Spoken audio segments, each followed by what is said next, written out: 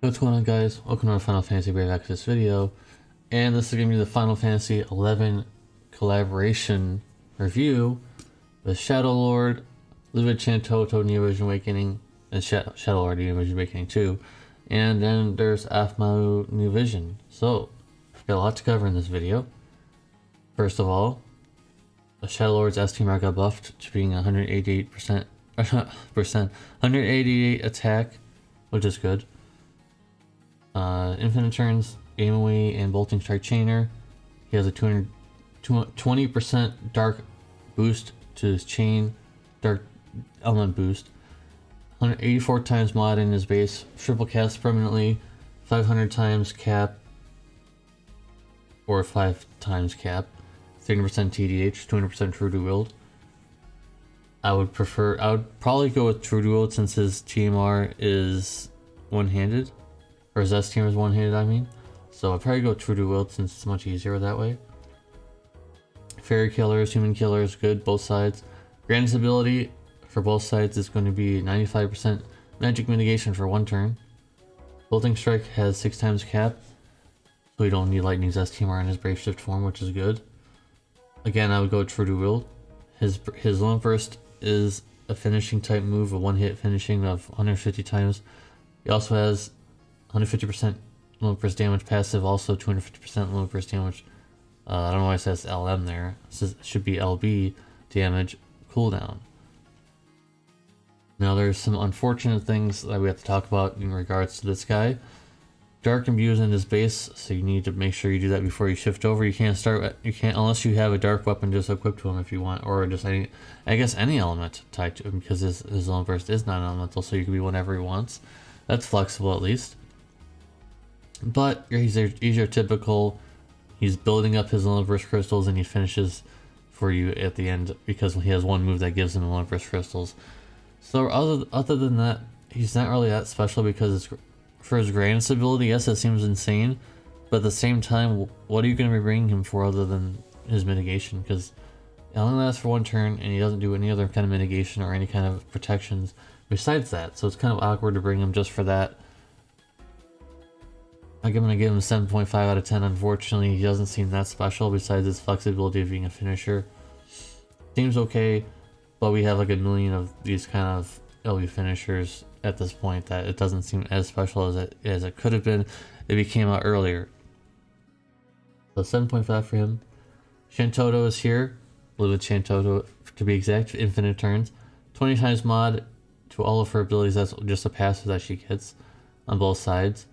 Also, her TMR will be upgraded so that she gets some more stats and some Lone Burst damage passive as well if you go to +4. So you got 5 times cap, both sides. So if you have Lightning's S TMR, you have 6 times, or 600%. 200% magic TDH, both sides, kind of low, unfortunately. 100% human killer in her base, and 200% human killer in the Brave Shift. 200% beast killer in base. She's a limit burst chainer maybe in her Brave Shift form, because she has the 120 times mod, while also 200% limit burst damage passive. She also has 100% guaranteed. She has a 100% chance of not being targeted, which is good. She has some weird 9-hit times 3 Grandest ability that's basically at the end of it. It's 80 times 3. So 240 times. I guess it's actually more than that because of her 20 times mod to all abilities. So apologize for that. You can math that out yourself. Just put 20 on everything, so it'll add up to even be even more than that. So there's that. I don't know what 9-hit chains with. Probably just by yourself, but it probably chains with maybe a chaining family. Probably gonna be kind of awkward though, so not that big of a deal. And so she has a lot of elements, but it just seems like there are all her modifiers seem pretty low, even with Even with the 20 times mod boost to all abilities, and she gets that from both sides. Her base abilities barely got anything, and her brave shift, it just seems like she's kind of weak. And all of her chaining moves, besides her lone burst, are 77 hits, and her lone burst and her brave shift form has so few hits, only 6 hits. So what is she exactly supposed to be doing here? I don't exactly know. She's okay, but you really probably expected to have a dupe, and how are you gonna find a dupe? I don't know if many people are gonna be putting her out exactly. I just don't think that she's that special to me. So I'm gonna give her a 7.5 out of 10 as well. I just don't think she's that amazing. I think she is fine if you can find dupe friends, but by herself she's just not that strong. So 7.5. And finally, the biggest discussion, which I had to like maneuver around text just to make it so it would actually read decently, even though it still doesn't read that decently. So her STMR is 180 defense, fist, while single wielding you get 50% defense as well. So I would have thought that Snow's STMR finally would have gotten some use, but then her STMR kind of gets in the way of that because you want to single wield and wield a shield and all that stuff. So unfortunately, Snow's STMR is still on the wayside if you don't get her. Of course, if you don't get hers, then yeah, that's fine. But still very unfortunate that Snow's STMR is not going to be incredibly useful like it should have been. True Brave Shift, which is this is the first unit to ever have it. So basically, she can shift between both sides with no cooldown. It's just infinite turns, and then you can shift on both sides basically permanently. Of course, there's as you can't have like 2 turns. So if you act, you can't shift back over. It's the next turn you can shift back over. So basically, it's just you could just do this over and over and over again. Just shift between covering and breaking. It's pretty neat. Breaker and base, physical cover and brave shift form, earth imbue and base, fire imbue and brave shift. It has 200% of that single wielding TDH type thing. It's kind of strange, but it's for defense, so it's pretty high. Under 40% defense with a fist, so you have to equip a fist. 30% evasion, 50% chance of being targeted both sides. So you can be built as an evasion tank if you can do that, which is neat, because I know she has that defense passive, but evasion tanking is pretty much always going to be the standard for most people. So I don't see why you would build her for defense anyways. I mean, unless there's a trial where you can't use evasion, in which case you'd build her for defense. And also her base level first dispels enemy buffs, 85% full break, 120% fire, ice, lightning, water, wind, and earth and peril, which is flexible.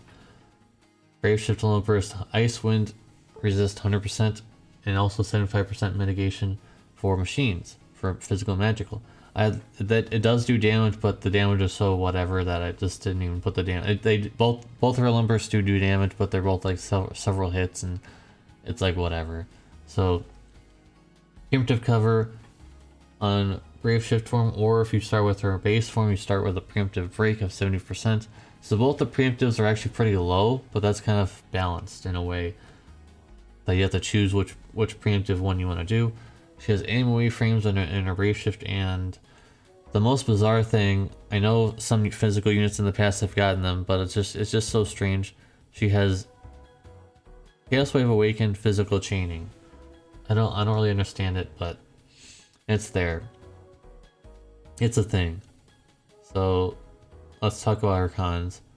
Offers very little mitigation. She has 50% general and 30% physical magical, and some human machine, or like some machine. I mean, just machine, not human. Some machine mitigation as well, but 30% physical magical. It's not that high, and 50% general on a cooldown. You would expect on a cooldown to be a little bit better than that, but that's okay. You'll probably still survive. And physical, like I mentioned, physical Chaos Wave Awakened chains. I meant to put Awakened there, just so you guys know. It's Awakened. So I don't know what's up with that. I'm having an internet problem, so let's try to end this pretty quickly here. She's very flexible.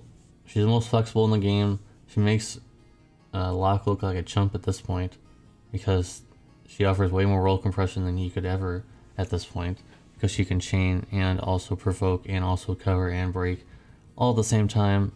So I'm gonna give her 9.5. Not just 9 out of 10. 9 out of 10 for her, not 9.5. I almost said 9.5. Just 9 out of 10. The Chaos Wave Awakened frames kind of throw me off a little bit. I don't like it too much. So that's taking off a little bit of her score here. But other than that, she's amazing, and you're not going to be sorry if you pull for her if you need a physical cover. If you have Gabranth, however, I don't know if you're ever going to need her. But she's a unique unit that can shift between breaking and physical covering, so it's very good. And provoking force, if you don't need physical cover. So that's what that, guys. Thank you guys for watching. Make sure you like the video. Make sure you subscribe if you're new around here. And make sure to just type in whatever you want to type in the comment section down below. If you guys like this banner, you guys think that this banner is kind of disappointing. I was kind of disappointed a little bit in some of these units. But not, I mean, overall, they're okay. They're serviceable. So thank you guys for watching, and I'll see you guys in the next one. Peace.